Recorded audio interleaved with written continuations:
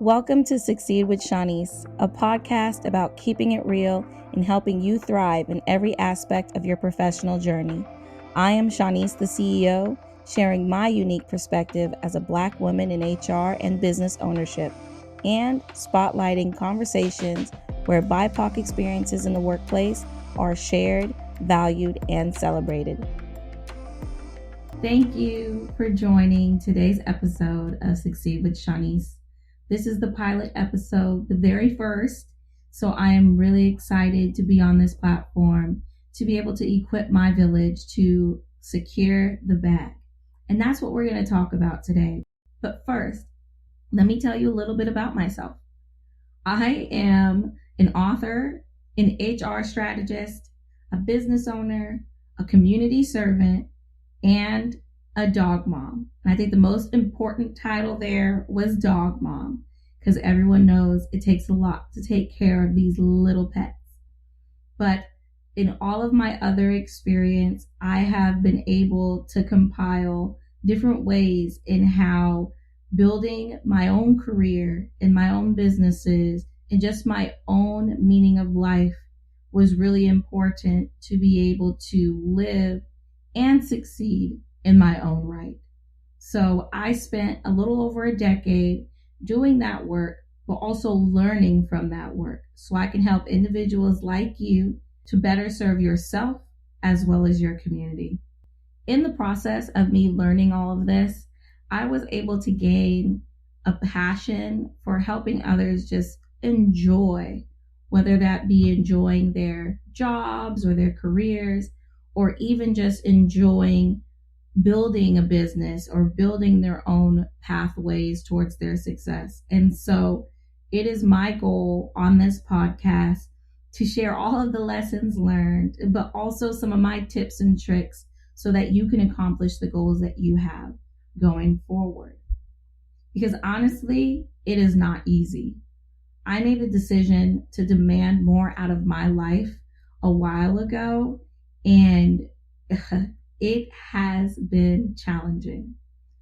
From doing internal work to learn what motivates me, to setting those external boundaries so that I can reposition myself into a place where my passion can outgrow literally my placement.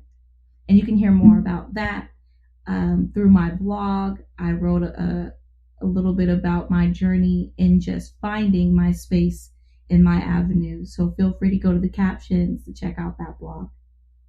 But it was imperative and important that I was able to do that work so that I could better align myself in the spaces and the places I needed to be, where my strengths were valued, where my voice was heard, and where my overall goals was being accomplished. I also realized throughout my journey that there are moments where others decided to define what success looked like for me, whether that was family, friends, co-workers, supervisors, or even just community partners. There was something about what they saw, what they heard, or even just how my work ethic was that had them place me in these various boxes that in the moment felt right and felt okay, but after a while, when I started outgrowing them, felt too constrained. So I ensured that I pushed past some of those definitions because it was important for me to be able to figure out and define what success looked like for me. So I hope as you listen to this podcast and the various episodes to come, that it also helps you to identify, what does success look like? What is success for me? Because honestly, it's not the same for everyone. It's not going to be defined the way that everyone else thinks it should be. And only you can truly know what that looks like for you. Another instance of my growth period was during the shelter in place. And yes, I know everyone seemed to have grown and changed and transformed in this small period of time in our history. But the shelter in place, honestly, was truly breaking ground for me in identifying who I was and how I was going to show up in the new way of how things were going to be, especially in the workplace. I witnessed a lot of different challenges as an HR professional in the workplace where managers and leaders were having difficulty navigating some of the new ways of working, whether that was remote work, hybrid work, different generations now joining the workplace and what that looks like in regards to their expectations. And I noticed there wasn't really a blueprint or enough sufficient tangible data to support these managers and these leaders to navigate through those spaces. So one thing or a few things actually that I noticed, because we were not as equipped as we should have been during that time, is some organizations decided to do some harmful things. And I'm going to use that word because what I'm about to list does impact other individuals in a harmful way. So I'm being very selective in using that word. But we heard throughout the media of mass layoffs, micromanaging, or what I like to call the big brother, big sister management style. And if you are too young to know the show Big Brother, DM me, happy to talk about it. But also, and this is one that hit my heart the most, was bullying. 30% of Americans have suffered from workplace abuse. Another 19% have witnessed it.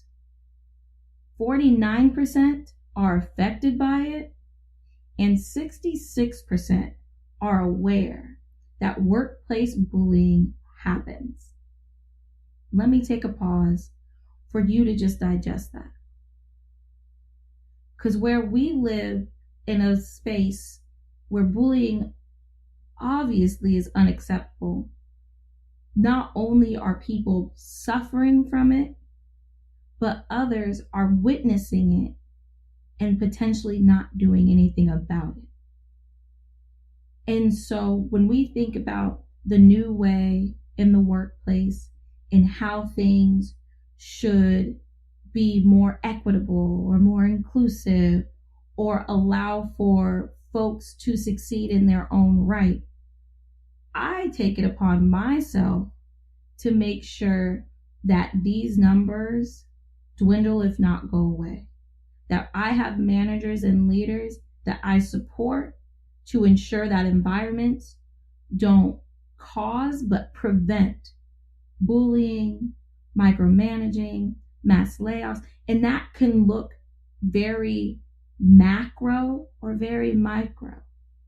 But by really digging and assessing what's going on within your teams and your organizations, and then making sure that your managers and your leaders have the right tools in a timely fashion, but the right tools to be able to be proactive, not reactive, but proactive in mitigating some of these areas of harm in the workplace. So I really do this work because I care about my village. I believe that education and knowledge is power.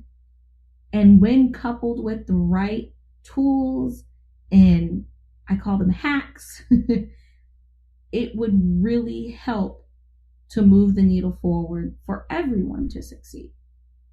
But I also recognize that there is a space in the workforce where some of this education and these tools are not easily accessible.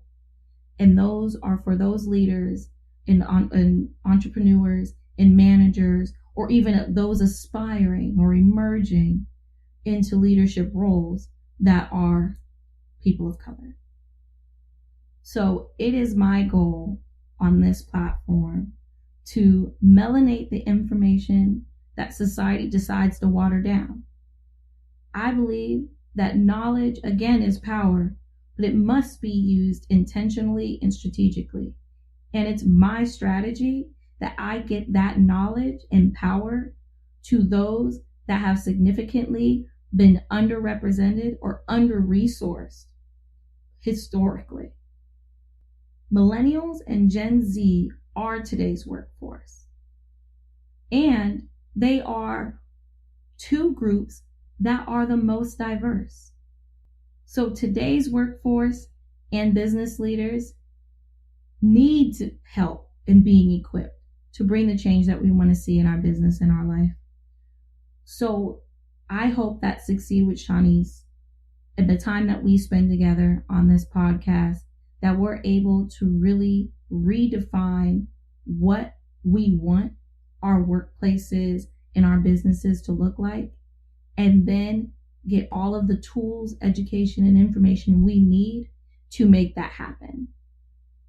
And to gain the confidence to move that forward. So, in closing, I thank you so much for listening in today. This pilot was really just to share a little bit about me and about my mission and vision for this space. But I also would love to hear from you. So if you have any feedback or suggestions on future episodes, or even just questions about some experiences that you have and you want your HR bestie here to help you navigate that, I am more than happy to answer that within one of my episodes. So feel free to use all the information in the caption below.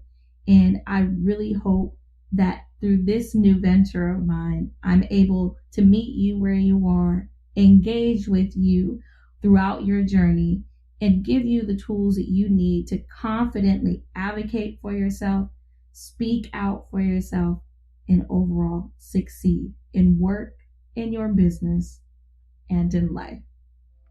Thank you again for joining Succeed with Shanice, and I'll speak to you next time.